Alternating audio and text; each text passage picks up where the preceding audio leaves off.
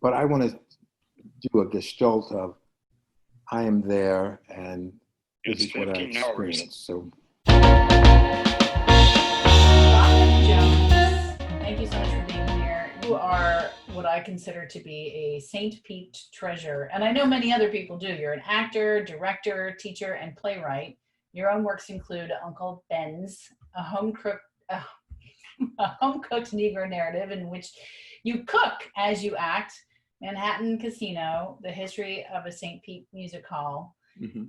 Essentially you've made your life's work telling stories, and since founding the studio 620 in 2004 he's enabled other people to tell their stories even more broadly. And And if one of that's our not main enough, storytellers, Sheila Cowley, if she that's not considers enough, he runs his own baking company. Bob, thank you so much for being here. Now, what were you just saying about Sheila? Your bio is so long. and I'm glad you only did the shortened version. No, I, she considers the studio her artistic home, and she doesn't know just how pleasing that is to hear. Because when Dave Ellis and I started the studio, we wanted it to be a community space with, not a huge hierarchy, but and then we evolved into the answer always being yes. So and you're there right now. yes, we're in our 16th year. Yeah. So I just wanted to kind of open it up to you to start. You've had so many rich experiences between founding the studio. When I was looking up stuff about the studio today, I found out you had Yevgeny Yevtushenko do a reading there once. That's amazing. We've had Corey Flintoff, who used to be big at NPR. We've had John Hope Franklin twice. He's posthumous at this point. We've had Dick Gregory for 2 sold-out concerts.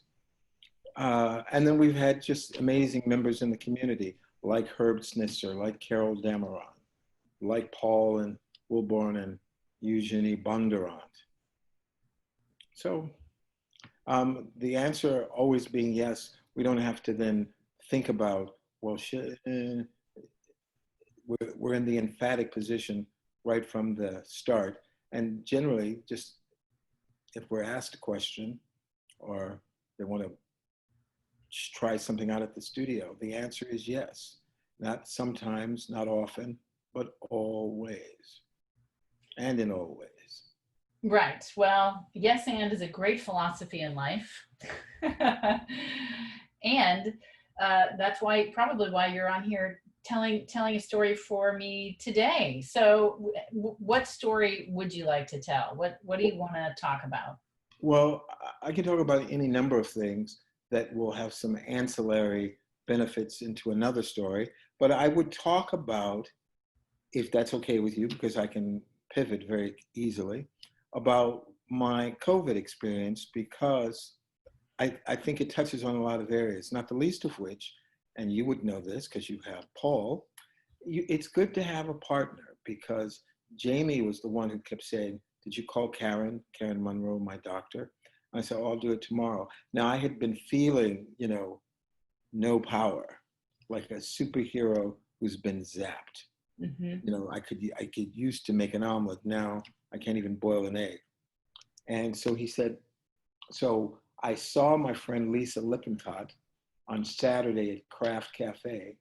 And on the way home, I wasn't feeling, other than I had been feeling this way all week, just no power. So I stopped at the urgent care and got the COVID test and then went on home. And by that time in the afternoon, I went to bed because I just was feeling fatigued. I already had the no taste, but I didn't know at the time that was an actual bona fide. That's one of the symptoms.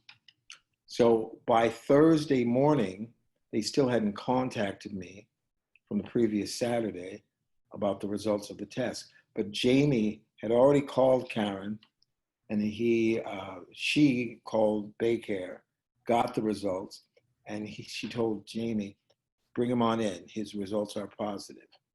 So I met her on the roof of the Palms of Pasadena, which is important to say the name because during my 9.5 days there, they would say, where are you? And at one point, and I don't know the linear progression of this narrative, but I thought I was at Cedars-Sinai in Los Angeles. Not the case, but so they would ask me a series of questions once they put me in ICU, and initially I kept getting all the answers wrong. But anyway, so he took me over to her. She met me on the roof of the parking lot while I was still in the car on the passenger side, did a series of tests, not the least of which is the oxygen test, and I was way low. And she said, "You must go to emergency." And I said, "Well, where?" She said, "Downstairs." So I stayed in the car. Jim drove me down, and there was a queue of less than 5 minutes. And that's where I went through the looking glass. And I had had a fever one day that week, but all the signs were, Mr. COVID has got you.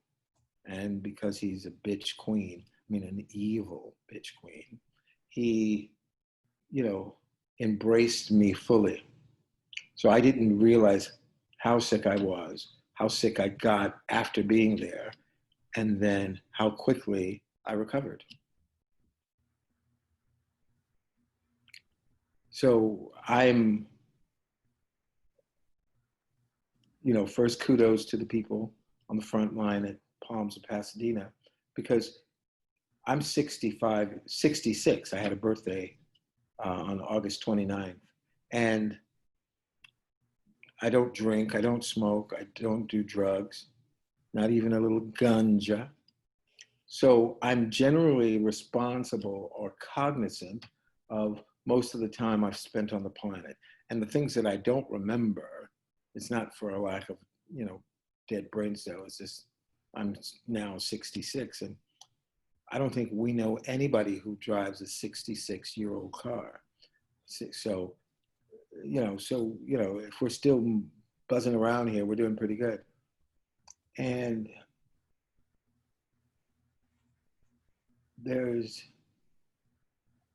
some time that I was there, I thought, and I settled them as little tabs, and it was COVID-19. I just kept seeing this in my mind's eye. And I said, if I could just lift that tab and place it somewhere back in the file folder, I can get out of here. I envisioned while I was in ICU that these 3 UCLA students gave me not a spinal tap, which I actually had, but they were going to drill in my brain. I envisioned this as happening, but this is all just the delirium. And they said, now, if you can see the color yellow, you get to leave. And so after the operation, I saw all these various colors. And then I saw yellow for about 2 seconds. And then, so when I was released, I thought I had been in there 2 to 3 days. And when Jamie told me I'd been in 9.5 days, I did the ugly cry, because what? So there were people inside and outside the hospital attending to my welfare that I wasn't aware of. And I also realized, and I don't mean realize like, hey, but that there's a sheet of paper, and on one side is your mortality, and on the other side is not. And I could have been on either side of that sheet of paper. Fortunately for me, as I said, I have a lot of people attending on my welfare, and then also I,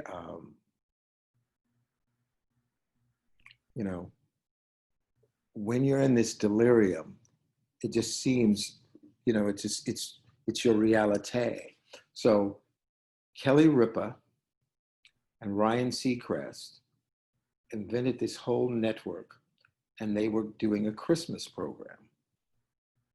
So when they would ask me on those occasions, when they made the inquiry, what time is it? well, I don't know what time it is, but it's December, sometime before Christmas, and I don't know the date. Well, it wasn't Christmas. And Ryan Seacrest, and they invented this.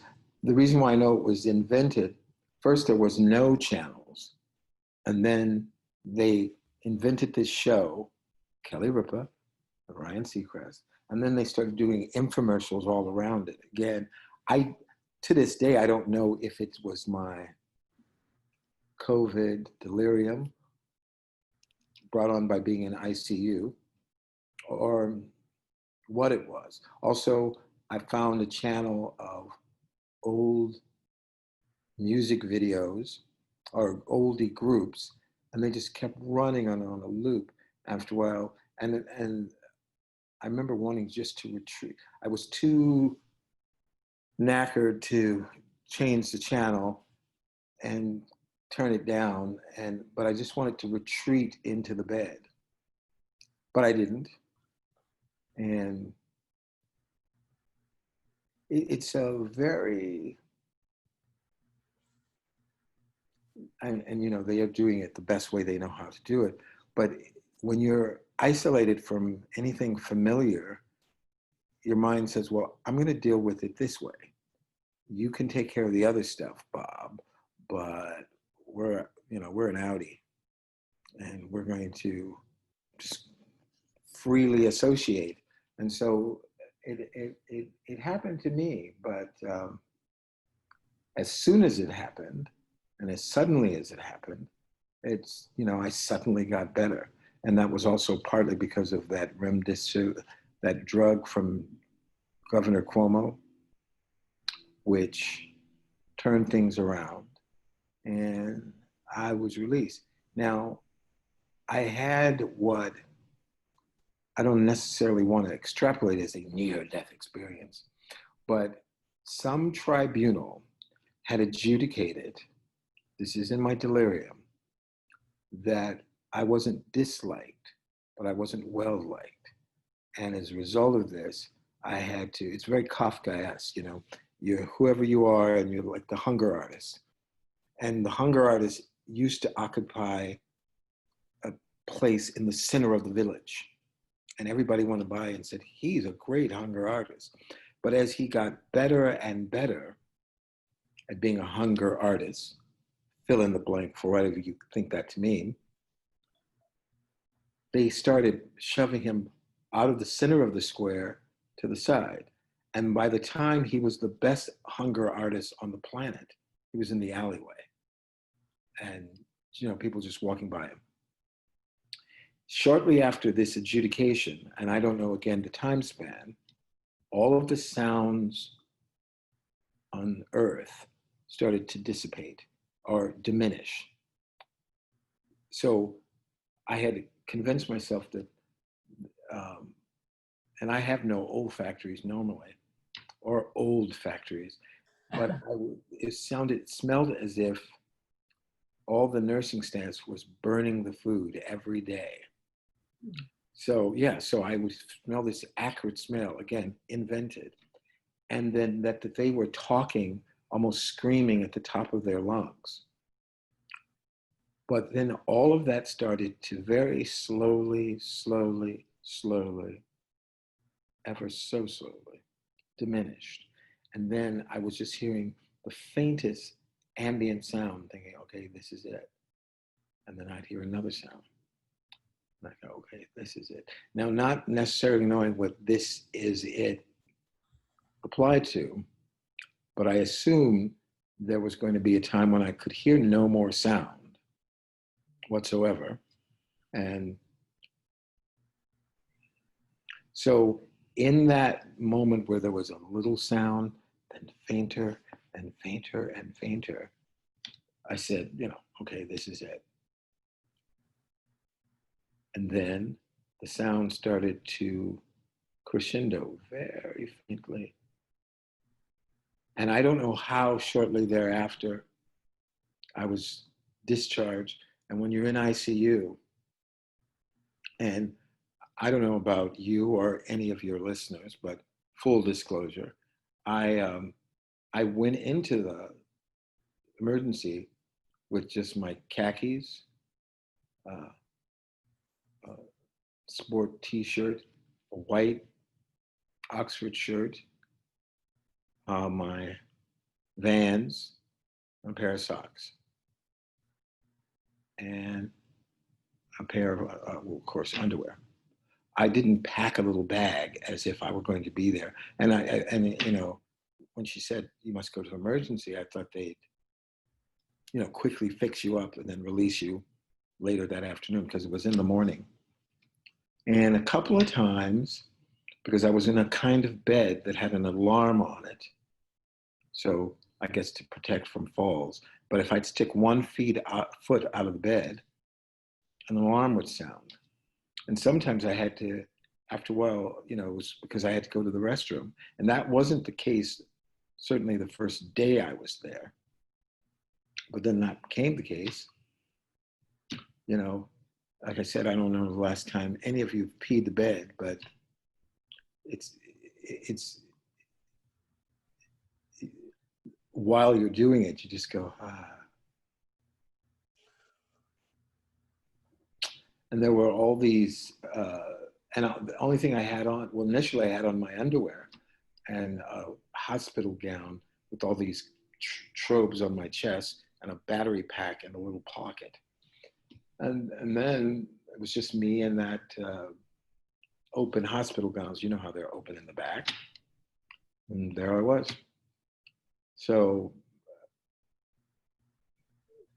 it's not, if you saw the film, A Perfect Storm, if they made it through the storm, then they'd have an extraordinary tale to tell. George Clooney, and who wouldn't want to hear George Clooney with Mark Wahlberg tell how they made it through the rain? But if you don't make it, there's no record. It's just a memory of the people who are left on the shore. And I knew somehow that, and I wasn't never thinking about dying, but I knew either my own will or all the people attending on me that it wasn't my time yet. And certainly many of my prayer warriors say, you are kept here for a reason. You know, don't squander it. I believe it, you know. You know, it's the universe, as my friend Tiffany Ficus says, it's energy. And I had a lot of energy pointed in my direction, not the least of which you were a part of, delivering meals for 3 weeks. And you didn't have to, and they were all spectacular, and some were even better than that. So,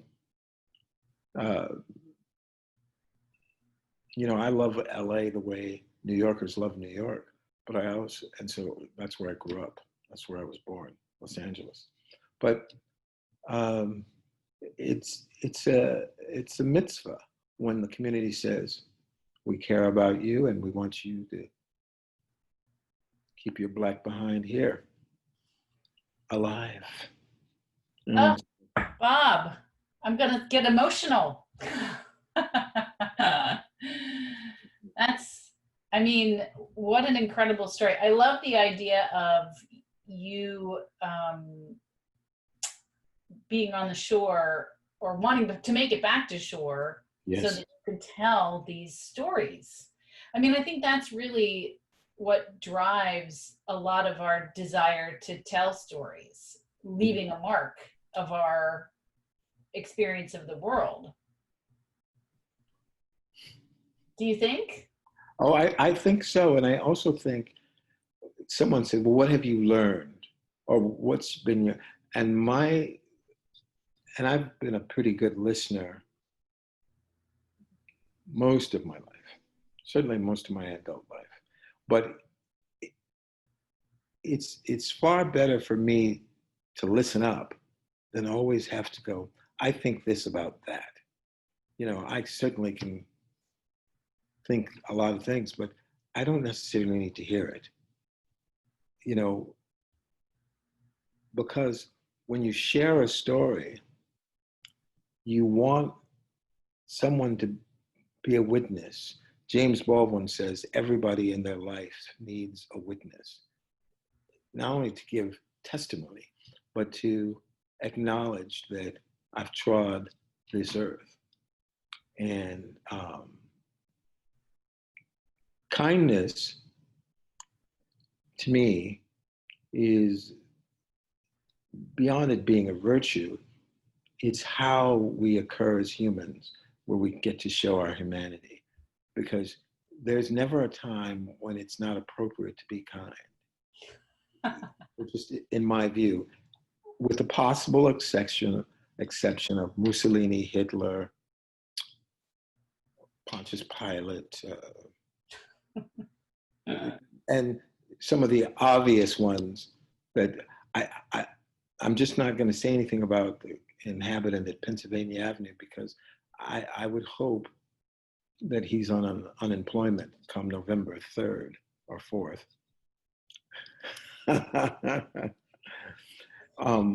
But so, and that's how I was raised, and particularly by my mother. You know, it's okay to be generous, but when about when you don't feel like being generous? That's when it's called for.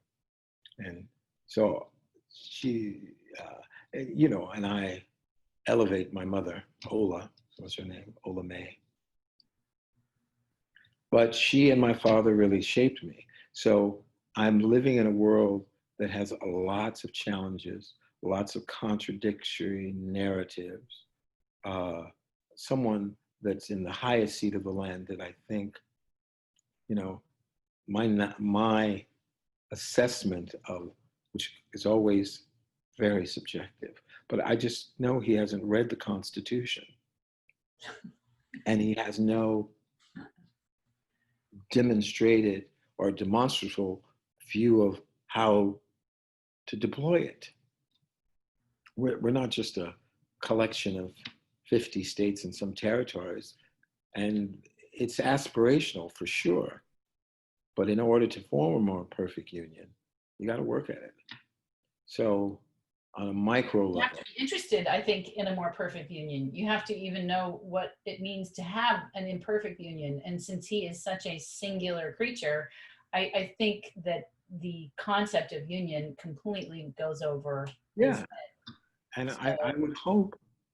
But I'm baffled as to how we've gotten where even to here. It truly baffles me. And I don't say that disingenuously or even with naivete.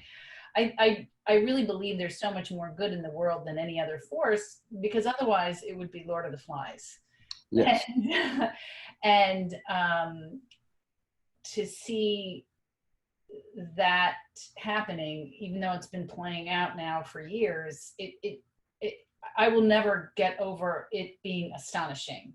Hopefully an astonishing moment that is coming to a close. Everything in my being says that's devoutly to be wished. But if and we're not receiving joy in the beginning of November, there's got to be a way to occur here without being in a funk for 4 years. Yeah, I agree. But it also, to me, personally demonstrates why storytelling is so important, because who gets to tell stories and how those stories get told has an enormous impact on our perception of the world around us. I agree. And so I love the opportunity to elevate personal narratives, because I think time and again, what it demonstrates is the power for good, is the force of kindness in the world, is how transformation is always possible. And, you know, I think it's what's unique about the story that you just shared is the concept that you were faced essentially with the ultimate transformation. And you've come out the other side of it even more, because, you know, I've known you for a while, as long as I've been in St. Pete, it seems. And in fact, I think I did meet you at before I even moved here. I think I met you at the studio when I did a reading. And when I was doing book tour stuff and I came into town. And you have always demonstrated, you've always been a listener, a kind person, a thoughtful person. And your, the experience that you had notwithstanding, it's heartening that it was an affirming experience in that. And you look so well. I mean, are you feeling? Like, just to get to that, how are you actually feeling? I'm fully recovered, because, and I don't actually, I've seen them in films, like in the Paris is Burning film, but I know the concept of a angry bitch queen, not to malign them in any way. And so I like how you qualified bitch queen as like angry. There are definitely bitch queens that are worth it. yeah, and so I've had the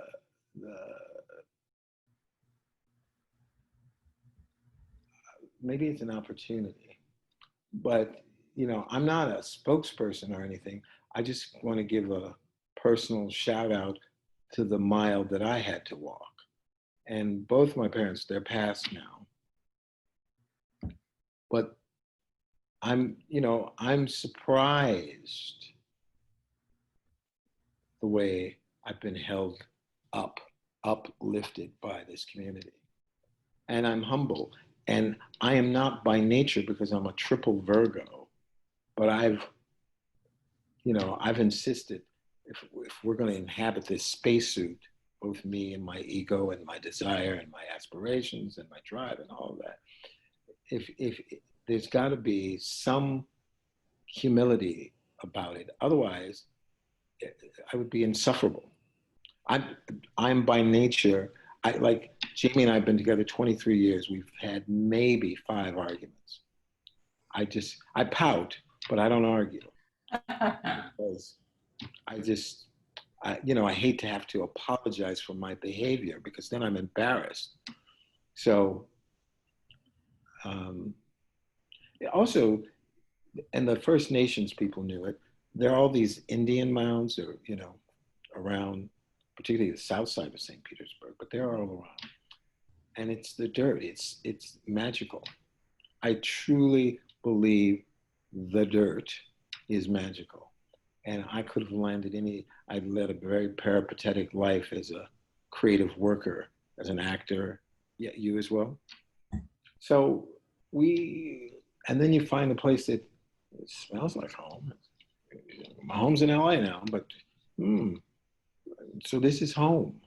So at home, they're going to look after you. And I had far and wide kind of misses from all over, but I was frankly astonished by the regard. It's like in a Chekhov play. One character will have several names. And it's the way you regard the other person, is you use their patronymic or their Christian name or their diminutive of their name. The shka. What's that? The shka, I'm just saying, it would be like Bobshka if you were diminutive. So I got a lot of shka. And so so when the times get difficult, and because it's life, there's always that possibility.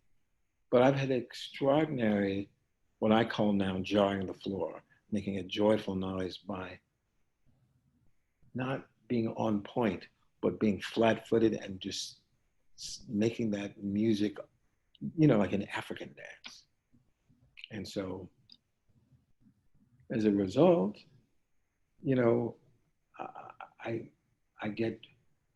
I'm well met in many areas that I travel around this city.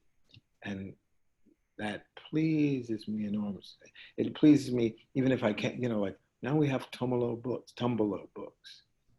That's a good thing. And then there's tons of people enjoying it, even when I'm not there. And that gives me a sense of well-being. And so I'm not menaced as much as these turbulent times would suggest that I might be. Well, I think that's actually a very excellent note to sort of end our interview on. Bob, I want to thank you so much.